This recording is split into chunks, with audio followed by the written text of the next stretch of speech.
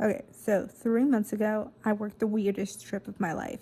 Now, I gotta give you some context here. I'm a flight attendant. I've been in the aviation industry for 13 years. And when I say that this was the weirdest trip, I literally mean like there was something that went sideways every single day, if not multiple times a day. And 3 months later, I'm still trying to process this. So, day one, right off the bat, everything goes wrong. I'm trying to calculate how much time I need from when I leave my house to the employee lot, taking in mind that I have to make a stop at doggy daycare to drop off my dog. So, I'm like putting a plan together, right? I'm like, okay, it takes 30 minutes to drive from my house to doggy daycare. It takes like maximum 5 minutes to drop her off. And then it's less than 10 minutes realistically to go from doggy daycare to the employee lot. So we'll call that 45 minutes. But I need to take into account that I'm not going to be driving at the usual time that I do. So I usually work a lot of red eyes, so I'm usually starting trips quite a bit later in the day. I'm talking anywhere from like 8 p.m. to 11 p.m., so not much traffic there. And to be quite frank, I live in Las Vegas, so it's not like there's really any traffic to begin with. I know that the locals, they like to complain about the traffic, but I lived in Dallas, Houston, Miami, and even though I have not lived in Southern California, I do spend a lot of time there, so I know what real traffic is. I'm like a 5 to 10 minute slowdown, that's nothing. Anyway, I'm like, okay, so I need 45 minutes minimum. Let's add another 15 just in case, because I never know. Well, that was not enough. For starters, I end up leaving 10 minutes late. I I spent like those extra 10 minutes that I could have used looking for my wings, not knowing that I had already put them in my bag. Anyway, leave the house 10 minutes late, hit a little bit of traffic, eats up another 5 minutes. So by the time I get to doggy daycare, I'm technically right on time. I still have 15 minutes, right? I have 5 minutes to drop off my dog, and then those 10 minutes to get from doggy daycare to the employee lot. Well, I get to the lobby of doggy daycare, and there's a queue. There's never a queue. And it turns out that they had a new employee and they were training. And I was like, oh, not a big deal. I mean, I'm like 4 people deep, but it shouldn't take very long. In my like delusional brain, I was like, it's going to take about like a minute per person, right? No, it took almost the entire 15 minutes that I had left. So by the time I was able to drop off Izzy, I only had like 2 minutes to get to the employee lot. Luckily for me, my airline does allow us to self-report whenever we think we're going to be late for a trip. Now, they don't allow this whenever. You're only allowed to do it about 5 times a year without any sort of like real penalty. And this is assuming that you do actually make it in time to work your flight. If you're significantly late and you miss the flight, that's a no-show. But again, I'm only maximum 10 minutes away from the airport, or from the employee lot, so should be good. So they self-report, let them know. And this is the first time in probably 3 years that I've had to do this. So, of course, once I get to the employee lot, I also miss the shuttle. So I can either walk to the terminal, and I've timed it before, I know it's 8 minutes, or I can wait for the next shuttle. And the shuttle is very inconsistent. It doesn't really run on a schedule, at least not one that I can really see. Sometimes it can take upwards of 20-30 minutes for the next shuttle to come, and sometimes they come so frequently they're actually honking at each other to get out of the way. So it's mid-December in Las Vegas, the weather is nice. I'm like, whatever, I'll just walk it. And I get through security. I realize that to get to my gate I need to get on the little tram, and as I'm rounding the corner, I'm looking for my phone and I don't feel it. And I'm like, crap, don't tell me that on top of everything, I've left my phone in my car. So I put my bags down and I'm doing a more thorough search. And it turns out that what I had done was that I had put my phone in my left pocket, which is not something that I usually do just because I'm so dominantly right-handed but I do hardly anything with my left hand. So I'm reaching my right hand across my body, or rather my right arm across my body to get my phone when I feel an impact. Someone ran into me.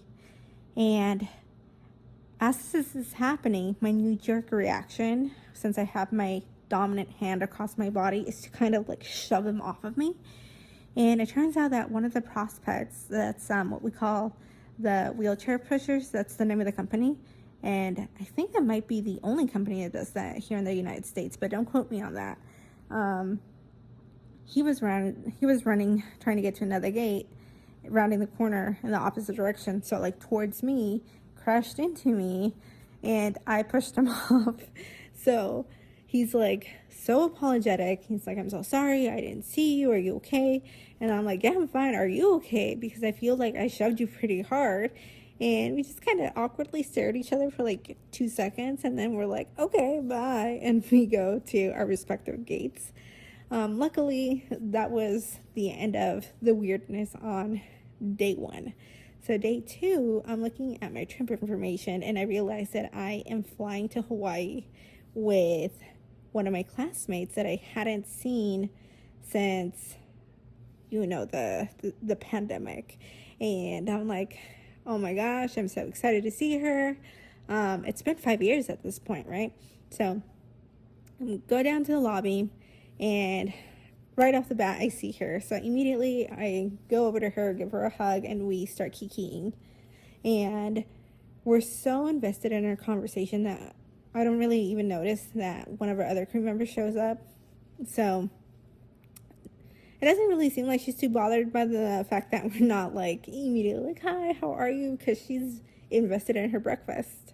Like, this girl is chowing down. And I'm like, I'm not even going to lie, I was a little jealous, but I do the little intermittent fasting. So the van for the transportation company rolls up, and we all go outside, and we get our stuff loaded up. We sit on the van, and again, my classmate and I haven't seen each other in 5 years, so we're still kikiing.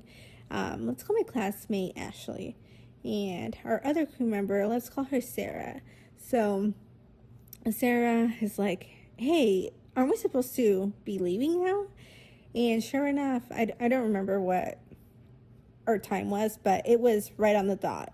And we're still missing our lead flight attendant. It's supposed to be a 4 flight attendant crew to Hawaii, and there's only 3. So I asked my classmate Ashley, do you have the lead flight attendant's contact info? Like, maybe she's not okay. Like, it wouldn't be the first time where like someone had overslept, fallen ill. Unfortunately, there's been people that have gone missing on overnights. Well, Ashley and Sarah kind of give each other a look, like kind of granting each other permission to talk about what had happened. So the day before, our lead flight attendant Ashley and Sarah had worked a couple of flights together, and it had not gone well. Apparently, the lead flight attendant was really bossy, had an attitude, was rude to everyone, passengers and, pilots included.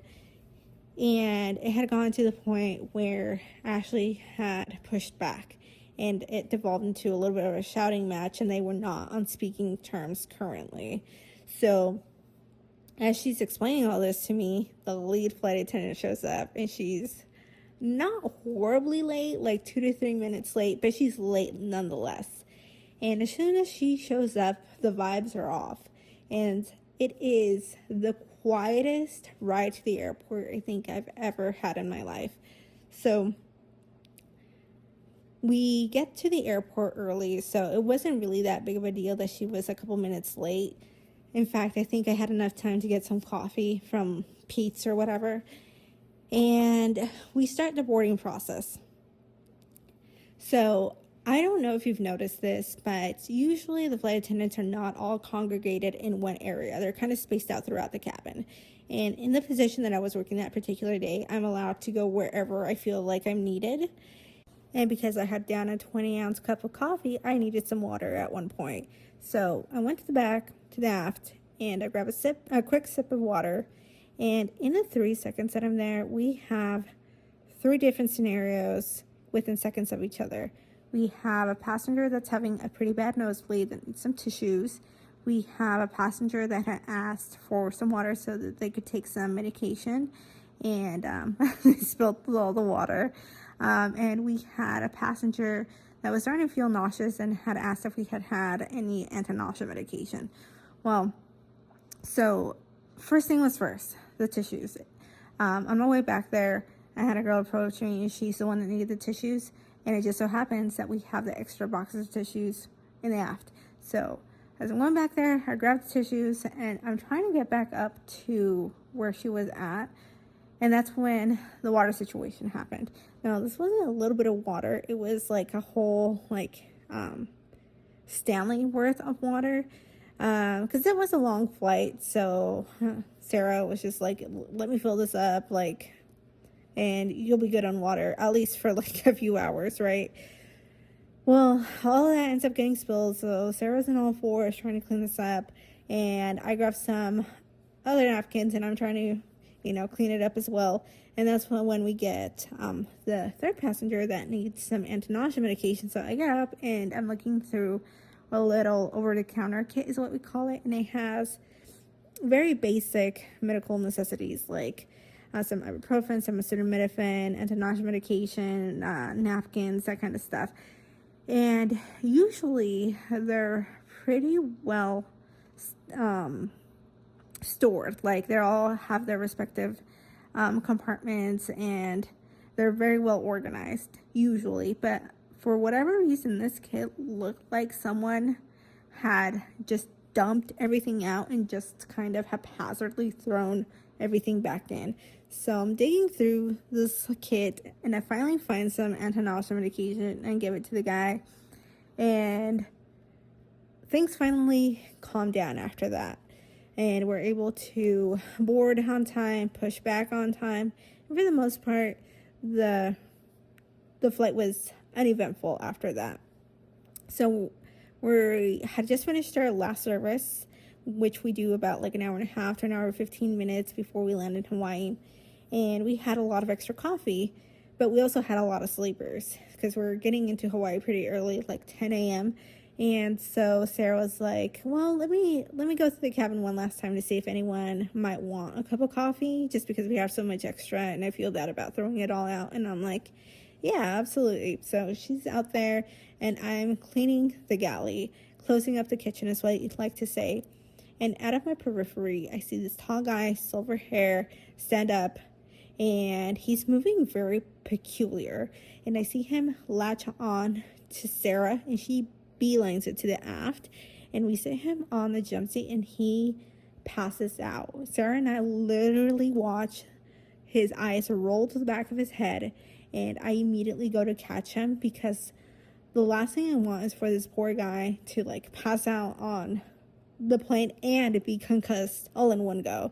So I catch him, and I kind of lay him across the jump seat, and he comes to almost immediately. He sits back up, and we're bombarding him with questions, right? We're like, what's your name? Are you traveling with anybody? Have you taken medication? Do you take any medication? Do you need to take medication?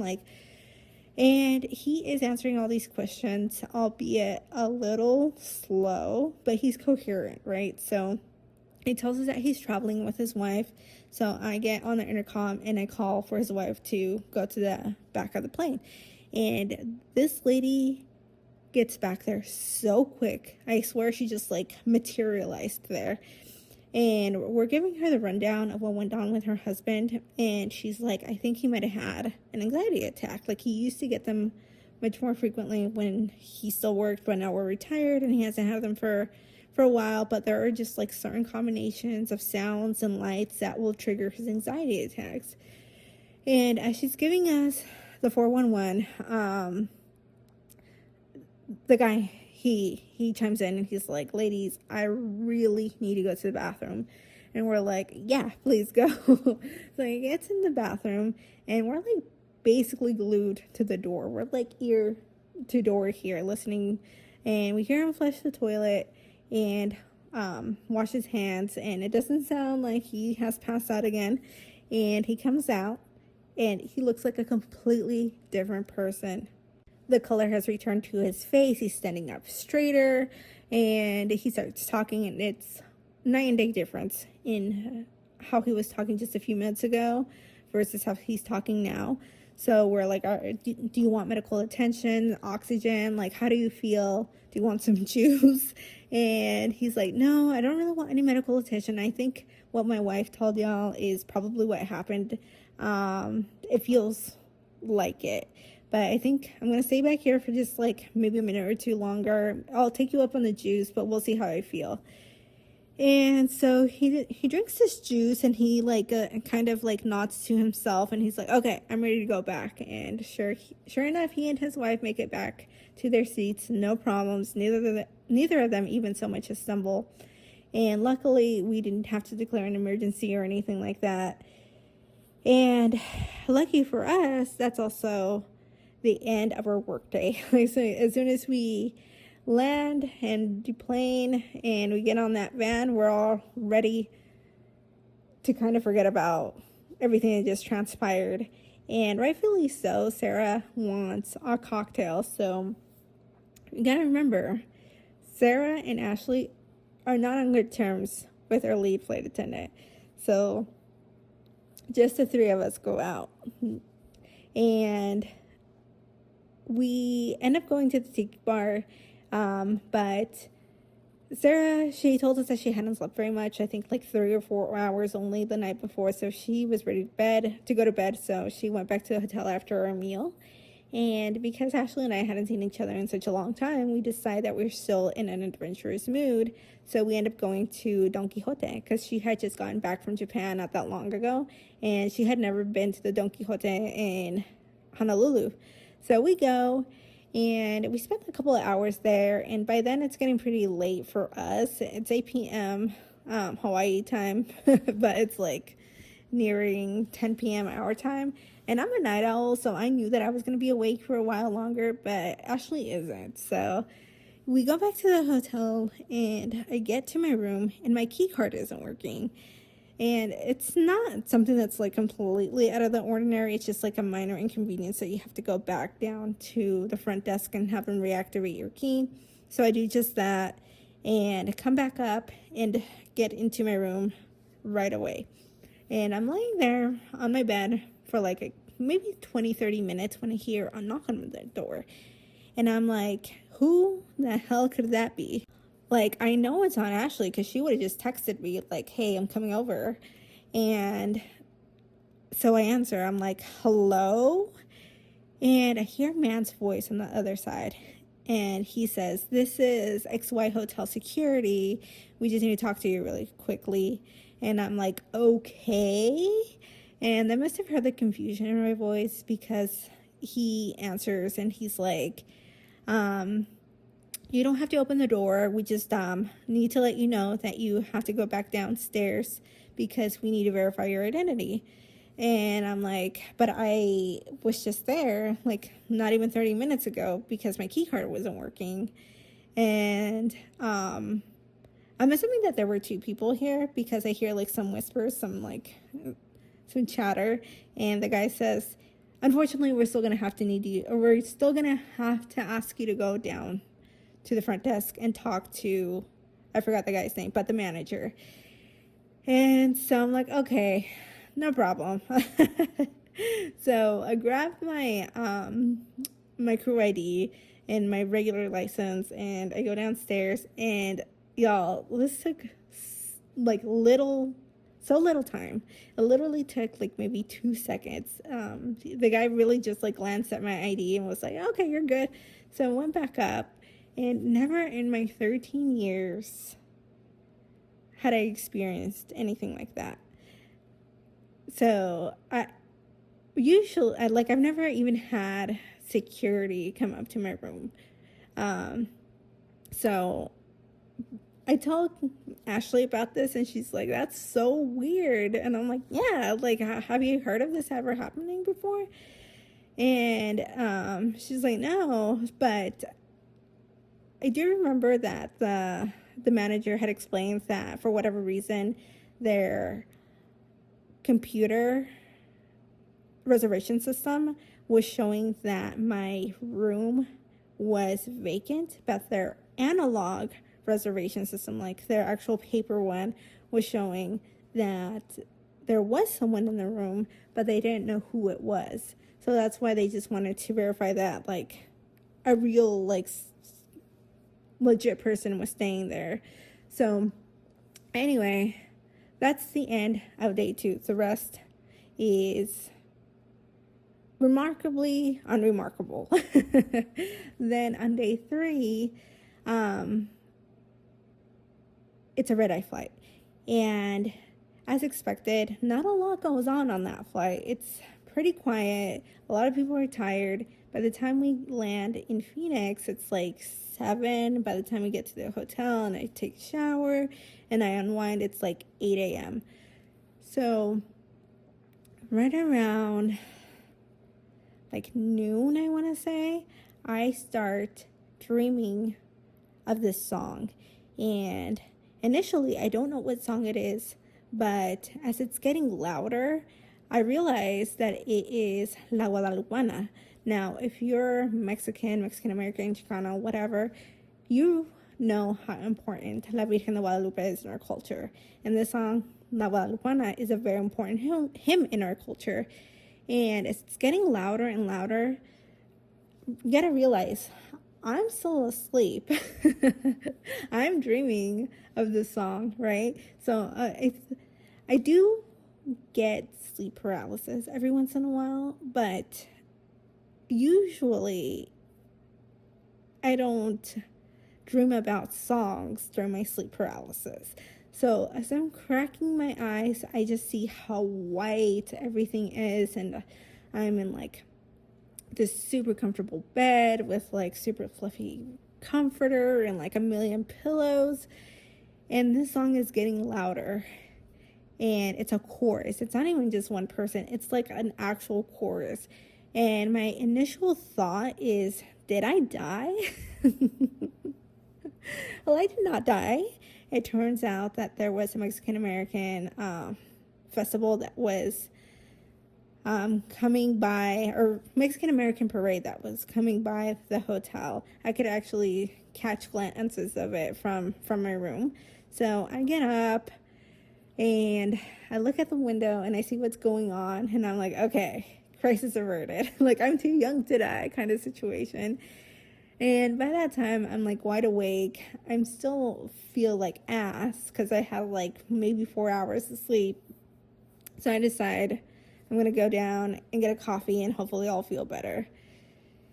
So the rest of the day, again, pretty uneventful.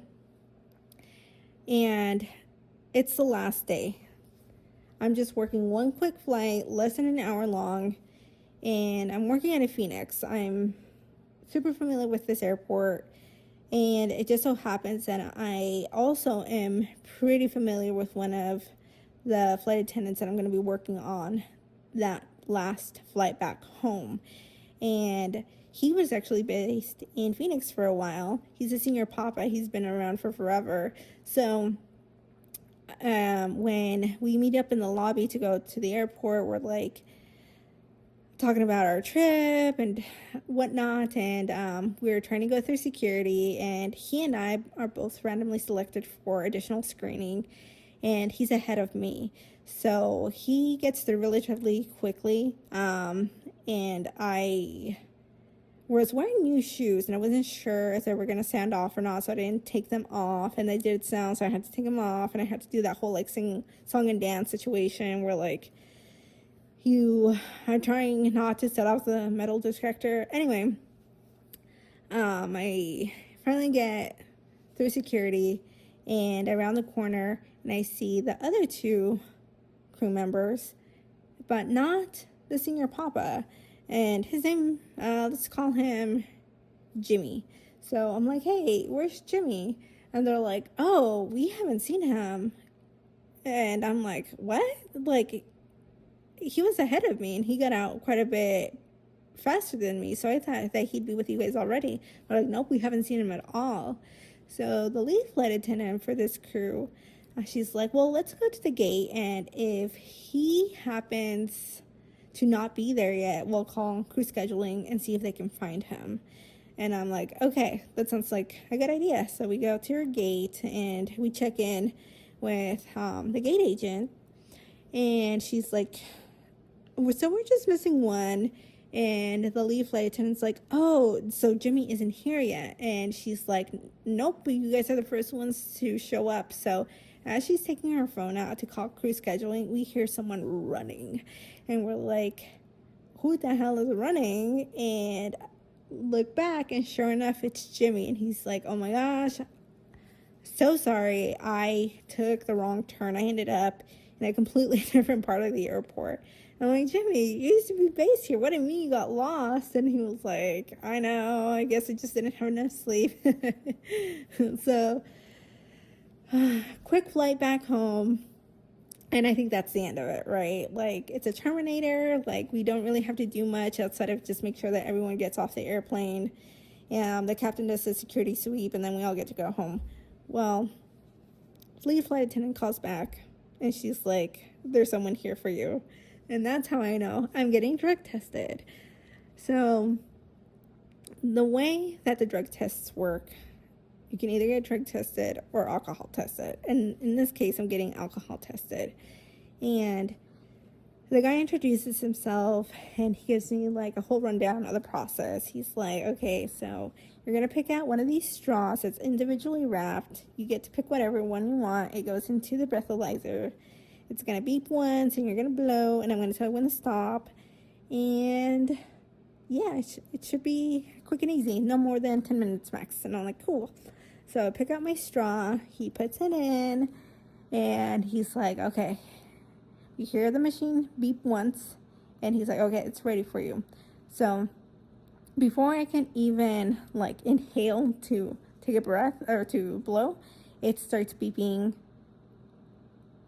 pretty consistently. It's like beep, beep, beep, beep, beep. And he's like, okay, that's not right. Give me 1 second. So he tries to reset the machine, and he's like, okay, should be good to go. Same thing happens again. And it happens again a third time. So he completely turns the breathalyzer off, lets it, reset, keeps it off for a few minutes, turns it back on, and he's like, you know what? It could just be the straw. Let's have you pick out another one. So pick out another one, and finally I'm able to do my breathalyzer test. And of course I pass.